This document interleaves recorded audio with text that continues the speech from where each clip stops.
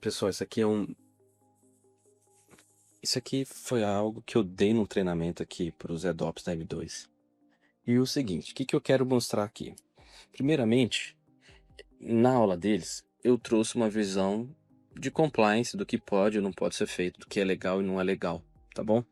Então, por exemplo, vamos focar na parte de baixo, assim. Então, esses anúncios aqui, esses layouts, alguns estão numa conformidade, outros não, entendeu? Então, o que é interessante pensar? No seu anúncio, o que você precisa? Você precisa que os seus anúncios mais valiosos sejam vistos, ok?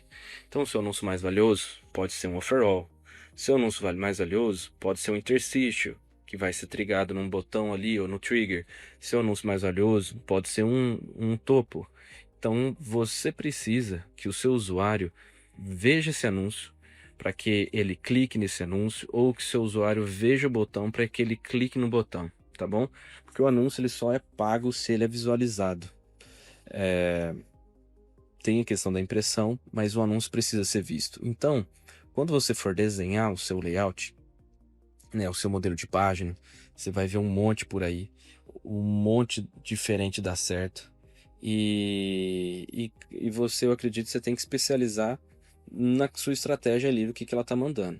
E também, se para um outro nicho, um outro país demandar um layout diferente, você não se apegar àquela sua versão inicial. Então, para começar, esse aqui está conforme, tá bom?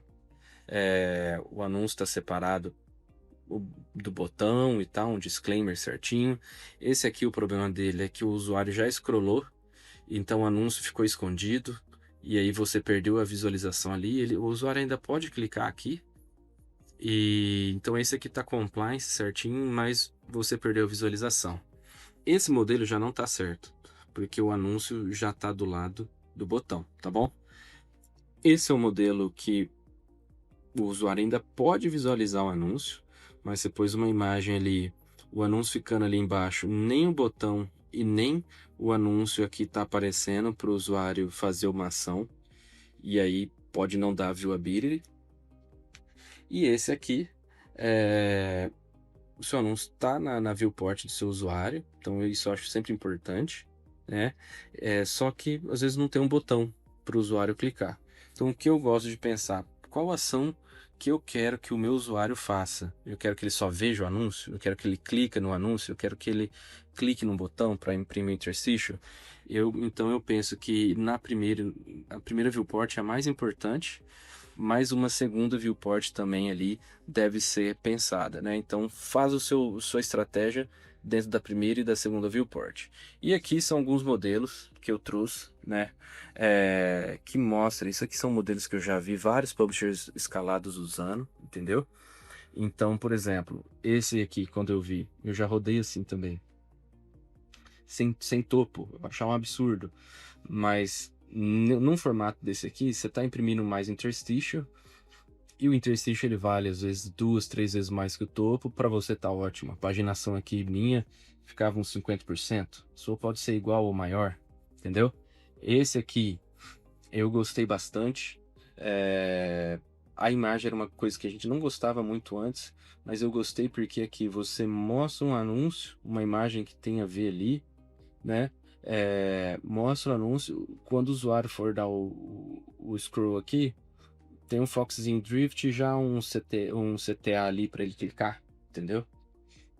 Esse aqui também é algo um pouco curioso, mas eu já vi topo em cima do H1, entendeu?